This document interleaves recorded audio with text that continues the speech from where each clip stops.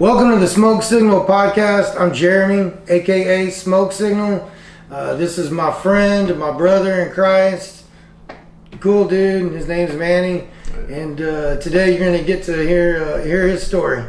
So Manny, let's start at the beginning, man, and just kind of tell me wherever in life you want to start at, and just maybe any encounter you had with church or religion, or how you were brought up. Just take your freedom and tell us a little bit about it. Yeah, mainly I grew up like every other Mexican, just Catholic, but honestly didn't really feel closer to God or anything. It just felt like I had to show up, because if you don't show up, you get in trouble, or it's something that we do. And if you talk too much, you're allowed to get pinched or this and that. And I went to Catholic school, but honestly, I never learned much or anything. It was just something we just did. So it wasn't until one of my aunts, Rosie, she told me, if you ever want to pray, you can just talk to God like a friend. So that's what I would do at night, just look on talking to a friend. But once, I guess I got older, like I would say before joining the military, once I was in that, it just, I don't know, I just fell off, wasn't doing it as much no more, and just pretty much just lost from there till, I would say, once I got out, I was even more lost, and I drank a lot and blacked out almost every time I drank. And I'd be smoking and just pretty much just trying not to feel nothing, honestly. So early on in your life, you did, like, there was something in you that wanted to connect with God in some way. Yeah. The way you're saying, you prayed like you were talking to a friend. So do you feel like at that time you had any kind of connection with God, or that he was talking back, or was it more of just you were in a process of searching? It was more like me in the process of searching. I didn't really. Okay. So then you went from there, you went into the military. Mm-hmm. And what was that like? Did you, like, while you were in the military, did you have any pursuit after God, or did you even think about it, or what was that like?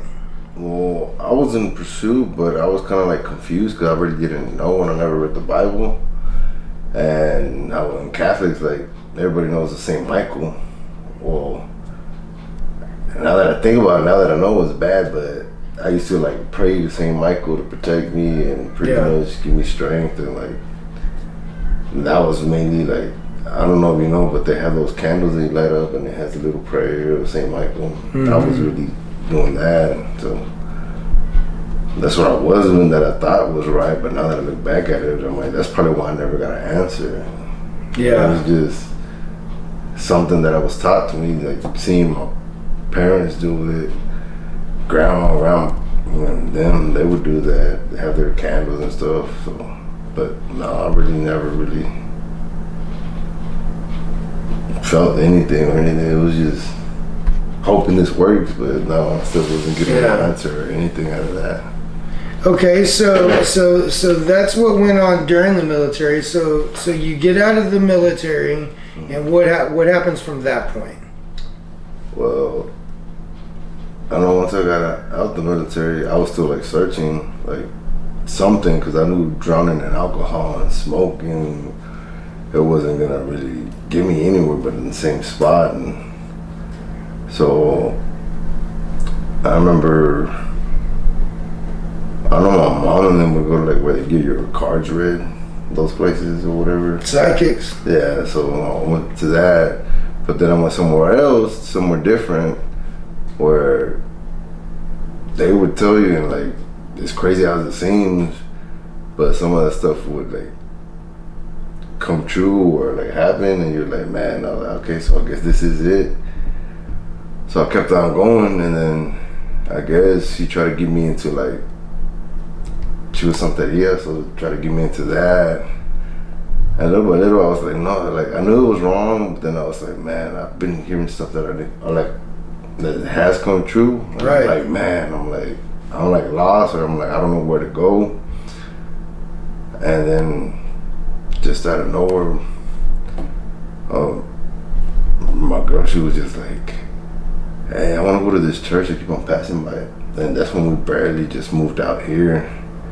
And I was like, I don't know. And then that's when one of our neighbors gave us a card. And on the card, it was the same exact church. So it was like, what a coincidence.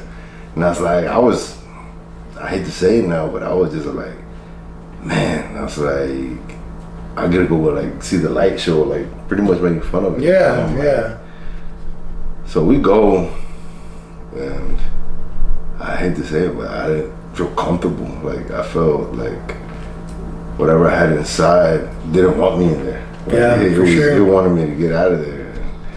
She was over there like crying, and she was feeling it, and I was just over there just trying to fight it as much as I could, like not wanting to leave there, but something in like did not feel comfortable with me being there. Yeah.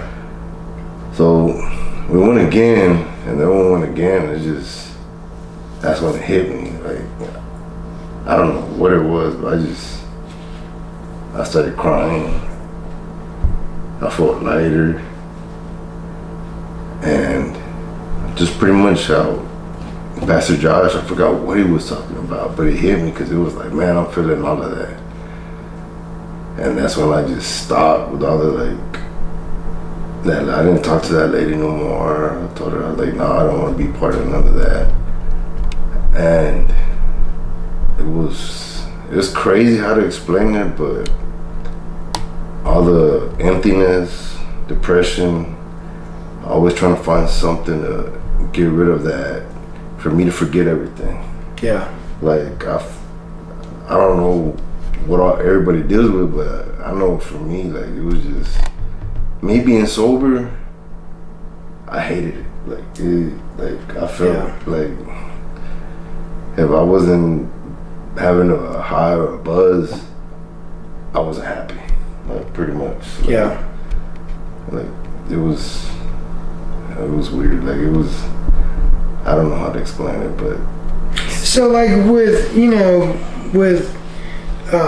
any kind of addiction, whether it's drugs or alcohol or whatever it is, that's what it is bondage. It's like being in chains, and like I know for me, drugs and alcohol, it started just wanting to have fun, and then it became to cover up the pain, and then it became to cover up that pain that caused, and before you know it, you want it just to kill the pain, and so it sounds like really from a kid you were kind of in a pursuit of God, but maybe you just didn't understand how to get there, and so it sounds like once you realized you were in bondage but you started sensing like you wanted a connection with the spiritual world. And so you were going to see this psychic medium, and she was telling you, she was getting into the spiritual realm, and she was telling you some things that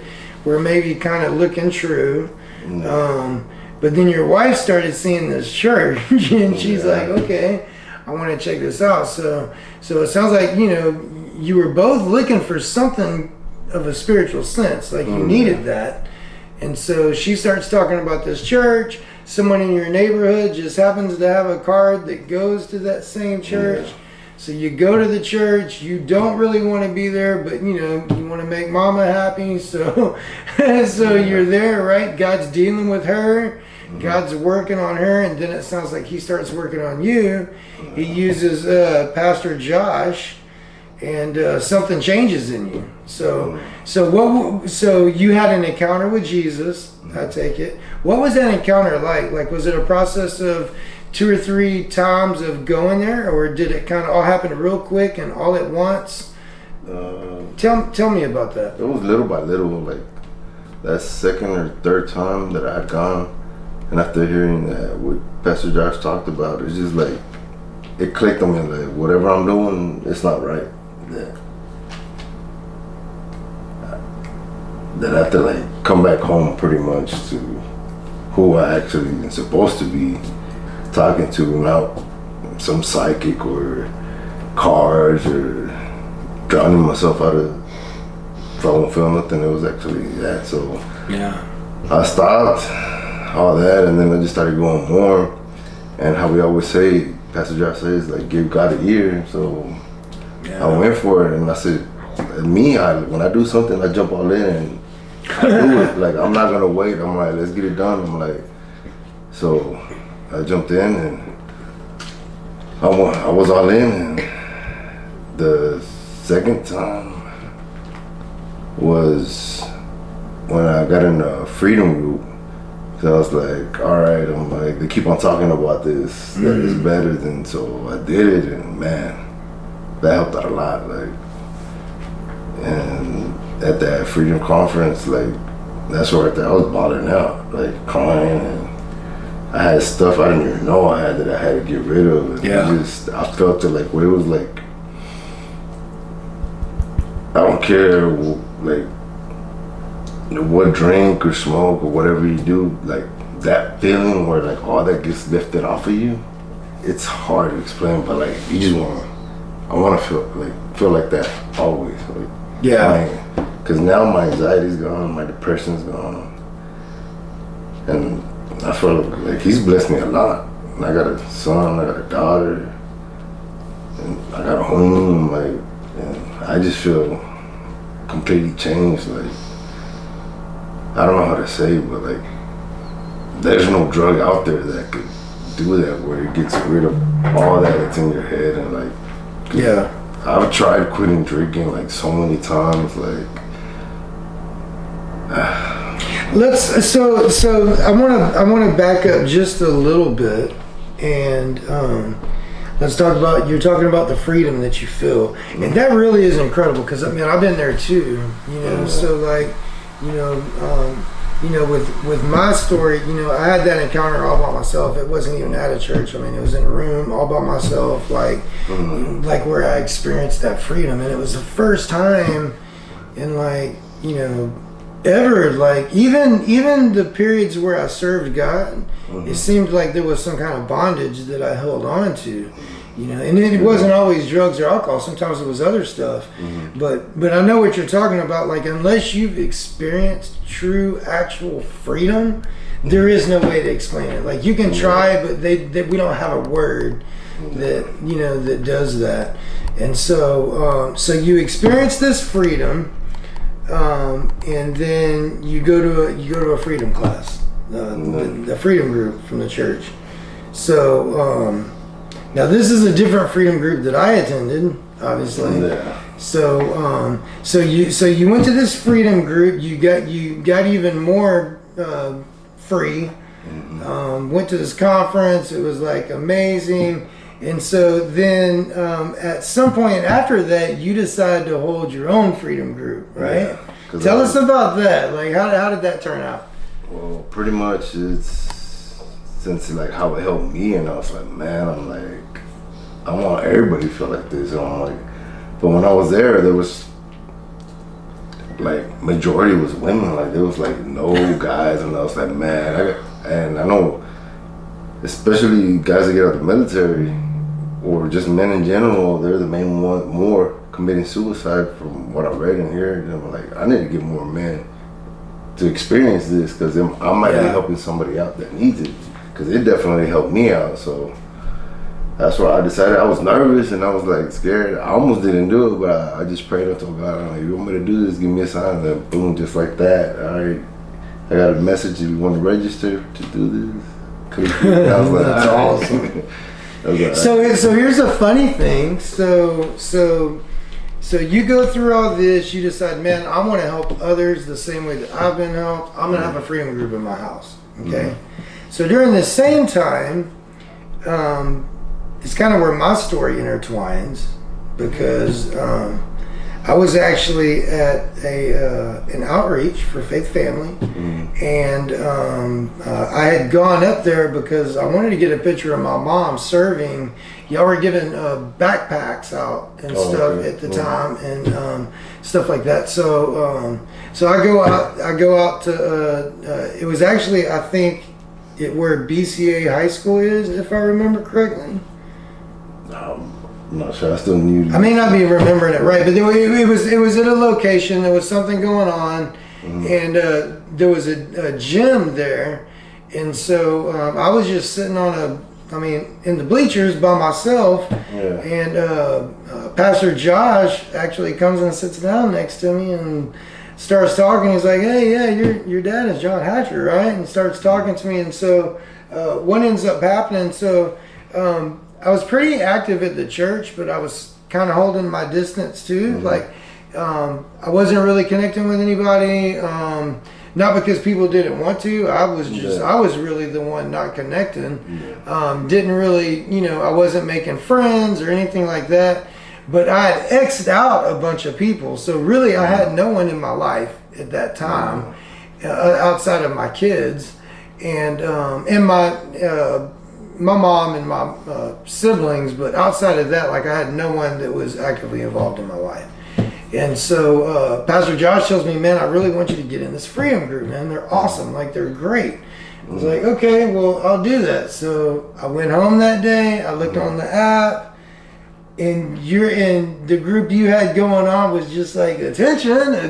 I mean, it was like it was flashing with lights, So I'm like, "Yeah, man, I'll check this place out." So I come to the Freedom group where you're holding this meeting, and man, it was amazing. And I listened to your story and I felt the presence of God here in the house, and that's what's cool about getting to film here is just to be back, and it's really cool.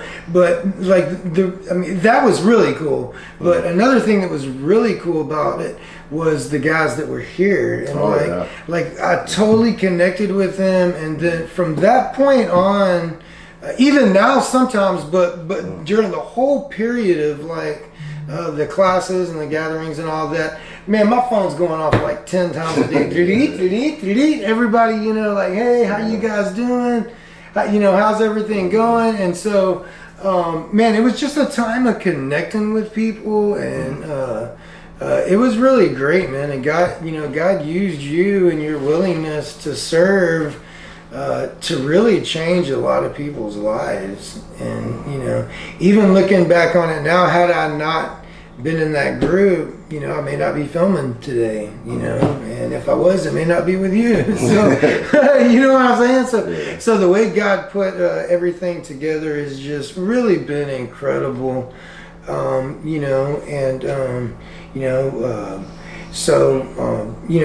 kind of moved on to a different place of like service and getting involved in ministry. But you've taken a little break from the ministry side because you've had a little girl. So cute too. How did you do it? I'm kidding. But talk about that, man. What's that been like getting involved in ministry, but then having the God gives us He gives us an order of things, right? It's Him, and then it's our family, and then it's our ministry. So doing ministry, and then seeing how effective you were, and seeing how much God used you, but then being able to look at it and say, well, family's way more important than ministry. So I'm gonna take a little bit of time off from ministry. I'm still gonna keep God number one, but I'm gonna step away from ministry, and I'm just gonna impact my family and walk in that. What's that been like? It's been tough because honestly I do miss it, like serving, and like honestly would like to make another group too, because man, that feeling of helping others out it feels way better than like for me now. Like I don't know what it is, but it feels better when you can help somebody or somebody's going through the same thing that you're going through, and they're like, man, dude, I relate to that. Like I got the same feeling. I'm like, man, just come over here, I'll tell you what you gotta do. I was like, just get closer to God, and that feeling goes away, and you're way much better. And when somebody tells me, man, dude, you helped me out so much. Yeah. Leading me back to God, and that's an awesome feeling. Yeah, that's what's cool about ministry is being able to see other people's lives change. You know, if as long as you can keep the balance without it being a pride thing, you know, you start thinking, ooh, look what I did. Because that's where people mess up in ministry, right? Like they start doing it and then God starts using them. And then that, if you're not careful, that can become your identity, right? Where you're thinking, oh, who are you? Oh, well, I'm Manny. I lead a freedom group, you know. And so, but you were able to not do that. And even more so with the birth of your little girl, you were able to say, okay, God, you know what, like thank you for the time in ministry, that was really cool, but now I'm going to focus on this other blessing that you just gave me, this little girl. And so ministry gets put back on the shelf for a little while. We're gonna stop doing that, and I'm gonna focus on my daughter. So what's that been like, then? I mean, I know it's got to be like super cool. Oh, it's awesome because I'm a little boy, but it's true what they say. It's a big difference between a boy and a girl. Like, yeah. With him, I could play rough and everything. With her, it's just like I just want to hold her and just be all sweet with her. And I'm like, it's awesome. It's a hard feeling to explain, but I feel like I'm complete now because I got my boy and I got my daughter now. So that's awesome, man. God bless you for that. You know, man, I've got friends that have daughters, and they're all like, man, having sons are great. Like, I mean, because you want both, right? You want a son and you want a daughter, at least one of each. You know, maybe 10 of each eventually. But that's what I hear people say is like, you know, sons are cool because you kind of invest in them and teach them how to be tough and, you know, teach them how to be a man and all that. But then you have a little girl, and that's like way different because it's like, okay, well now that's daddy's girl, you know. Yeah, they definitely hit you in the soft spot where you're like, man, I got all these feelings that I didn't have before. Like, no, it's way different. That's awesome. That's awesome, man. So, so if you were to say look into the future and decide what, decide like, you know. More kids, more ministry. Like where do you see yourself? You know, going from here. Probably I would say more ministry, like, cause I know since I did that, like, I kind of miss it. I'm like, I honestly want to do it again, but I'd rather wait till like me and my girl have like a better schedule and like the baby's not as like small. She's a little bit older and we have enough breathing room. And, yeah.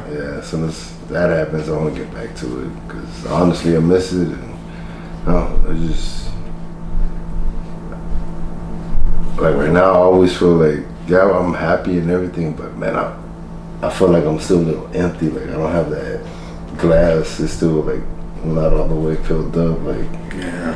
And honestly, I want to attend another freedom group. I feel like I need to go again. Cause that's usually, you know, I can tell you with ministry, that's usually how it gets because you know, it's real easy to go to church and put on a mask and just kind of like, you know, for a while when I went back to church, like I would purposely get there a couple minutes late. So I didn't have to shake people's hands and talk to them, you know. And then I would usually slip out a couple minutes before it ended, so I didn't have to shake anybody's hands, you know. Or so I could get home and see the football game, you know. Yeah. And so, you know, but then what happens is, you know, you start falling in love with Jesus, right? Yeah. And once you fall in love with Jesus, you start falling in love with people. And then once you start falling in love with people, you want everyone to understand and experience Jesus, and that's where ministry comes, right? Like that's when you're willing to open your house up, or you know, not go to the driving range, but instead like hang out with a bunch of crazy people like me, you know. And so so let's talk about that, man. Some of the guys, you know, they watch the podcast, so some of the guys that were hanging here, man, like didn't we have a good, like a cool mixture of all kind of people? Like we had everything from a Charlie to Jose. Yeah, I felt like we had like the perfect like people in that group. I couldn't ask for a better set of guys for that one because we all learned from each other. Like, honestly, like we had amazing feedback and it was just awesome. Like I couldn't ask for a better group. Like if I do another one, I'm like it's gonna be hard to top that group. It was. That's crazy. Like I went home and told my mom a little bit about it, and she's like, a bunch of guys were opening up and stuff. I was like, man, I know. Tell me about it. Like I did all this time in rehab and like hardcore counseling, and people weren't opening up like that. Like it was almost embarrassing. Like But man, God used it. Like I mean, it was cool. Like opening up because that brought a lot of healing and deliverance and strengthened faith and all those things. So. I mean that's been it was amazing. Tell me this. So your job, do you look at that as a mission field in any way? Like, are you able to share share Jesus at work, or how does that usually play out for you? Well, I'm kind of blessed because there's a few guys that are there. They're also like. They're all open about it. Like they'll talk about it. Like I'll even have like full blown conversations the whole day talking about the Bible. Like we talk about Genesis or like how crazy it was. Like the Old Testament versus the New Testament. Like a lot of people don't know. They think it's all rainbows and sunshine. Like, oh, God is nice. Nah, like they don't know the Old Testament where. Right. I mean, and but that shows the love of Jesus though too, because so much stuff changed. I mean, Jesus comes on the scene and literally becomes the final sacrifice, and is like, look, just loves us, and